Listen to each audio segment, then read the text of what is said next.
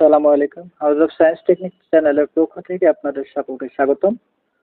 আজকে আমরা নবম-দশম শ্রেণীর সমান্তর ধারা নিয়ে আলোচনা করব। আজকের সমান্তর ধারার একটি অঙ্ক হচ্ছে যে একটি সমান্তর ধারা দেওয়া আছে, সেখানে দুইটা সমষ্টি দেওয়া আছে, অন্য একটি সমষ্টি নির্ণয় করা লাগবে।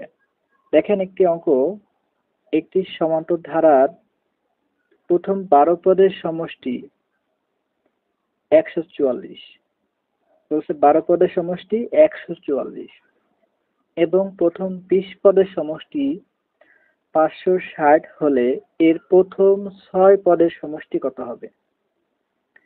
এখন এখানে নির্ণয় করতে হবে যে 6টা পদের সমষ্টি। তাহলে দেখেন, মনে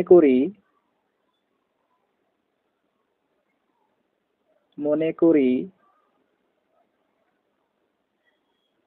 সমান্তর ধারা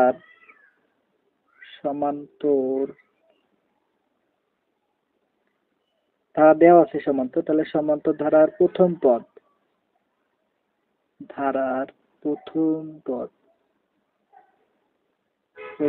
পদ এ। সমান্তর ধারার সাধারণ অন্তর ডি। এখন দেখেন, এখানে দুইটা সমষ্টি দেওয়া আছে, একটা হচ্ছে 12 পদের সমষ্টি 144। তাহলে প্রথমে লিখি যে 12 পদের সমষ্টি। 12 পদের সমষ্টি S12 equal to 144। আবার আরেকটা দেখেন যে 20 পদের সমষ্টি দেওয়া আছে। 20 পদের সমষ্টি কত? 560। তাহলে লিখি 20 পদের সমষ্টি S20 equal to 560। এখন আমাদের দুইটা সমষ্টি দেওয়া আছে, কিন্তু আমরা সমষ্টি নির্ণয়ের একটা ফর্মুলা জানি। সেটি হচ্ছে, আমরা জানি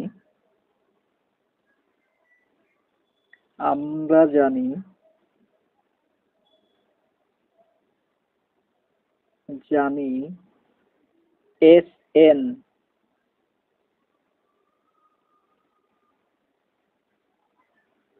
মানে কোন সমান্তর ধারার n পদের সমষ্টি। সমান্তর ধারার n পদের সমষ্টি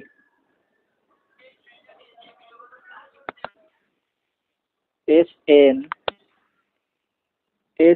equal to n by 2 into 2a plus n minus 1 into d।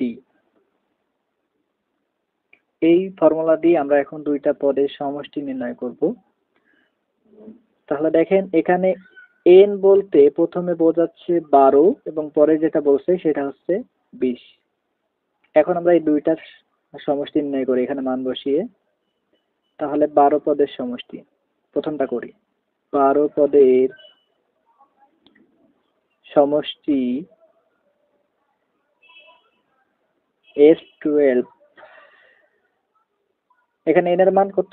12। 12 পদের সমষ্টি দেখেন Sn ছিল, এখানে n কত? 12। তাহলে n by 2 মানে 12/2 into 2a plus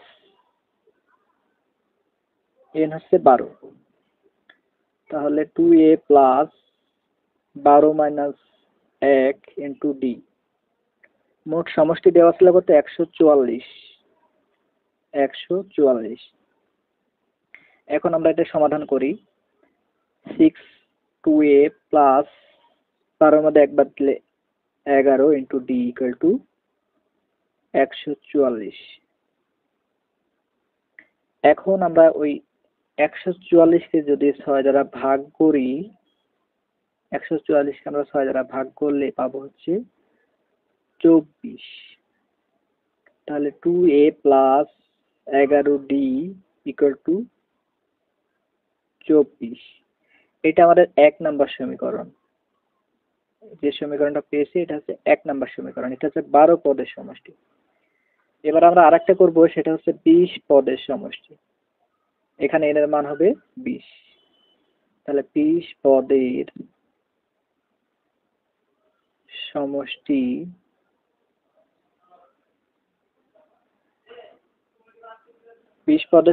equal to 20/2 into 2a plus n এর মান 20 minus 1 into d equal to কত দেওয়া আছে, এটা হচ্ছে 560। ওই যেখানে দেওয়া আছে যে 560, টোটাল মান হচ্ছে 560। এখন আমরা এটার সমাধান করব। তাহলে 20 কে আমরা 2 দিয়ে ভাগ করলে পাবো হচ্ছে 10। তাহলে এটা n এর মান হচ্ছে 20। তাহলে 20 কে 2 দ্বারা ভাগ দিই, 10 ইন্টু 2a প্লাস 20 এর মধ্যে একবার দিলে হচ্ছে 19d ইকুয়াল টু 560। এখন 560 কে আমরা 10 দ্বারা ভাগ করব। তাহলে 2a plus 19d equal to 10 দ্বারা ভাগ করলে হবে হচ্ছে 56। এটা হচ্ছে আমাদের 2 নম্বর সমীকরণ, 20 পদের সমষ্টি। আমরা দুইটা সমীকরণ পেয়েছি, এই দুইটা সমীকরণকে এখন বিয়োগ করব। তাহলে 2a plus 11d equal to 24 একটা, আর 2a plus 19d equal to 56 এই একটা। এখন আমরা 1 আর 2 নম্বর সমীকরণ বিয়োগ করব। তাহলে 1 ও 2 নম্বর সমীকরণ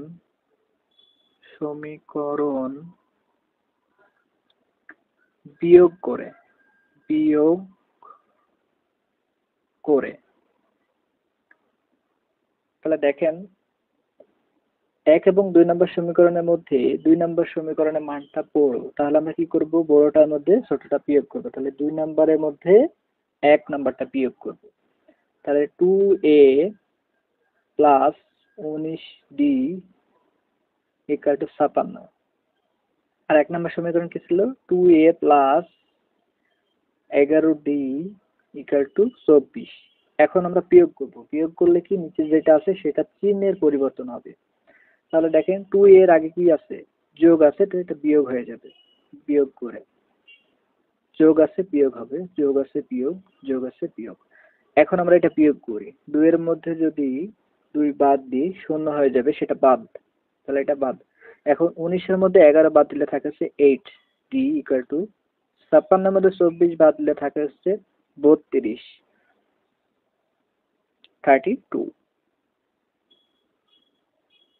32। এখন আমরা এখান থেকে d এর মান নির্ণয় করব। তাহলে d ইকুয়াল টু 32 কে যদি আমরা 8 দিয়ে ভাগ করি তাহলে পাবো হচ্ছে 4। তাহলে d ইকুয়াল টু 4। এখন আমরা d এর মান 1 নম্বর সমীকরণে বসাবো। তাহলে এখান থেকে a এর মান পাবো। d এর একটা নির্দিষ্ট মান পেয়ে গেছি। তাহলে d এর মান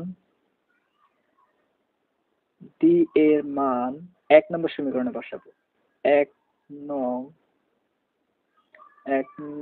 সমীকরণে বসিয়ে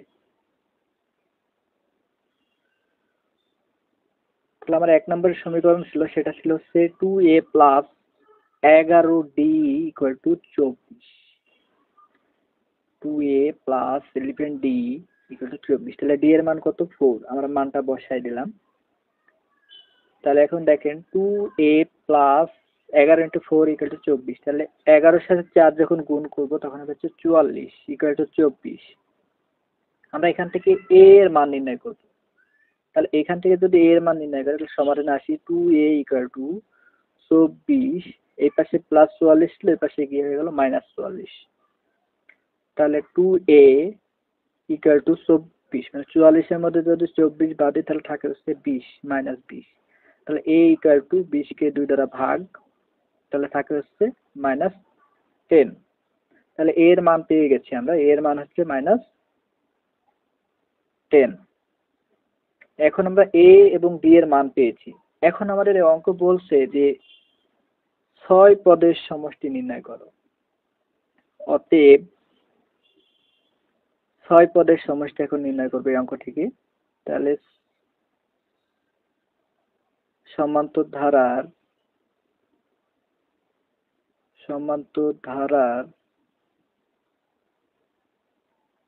প্রথম 6 পদের সমষ্টি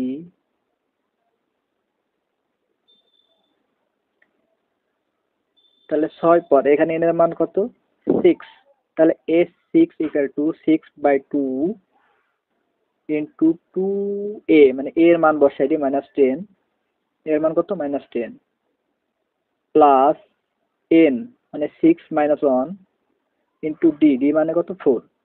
এখন আমরা এই অঙ্কটা সমাধান করলে আমরা 6 পদের সমষ্টি পেয়ে যাব।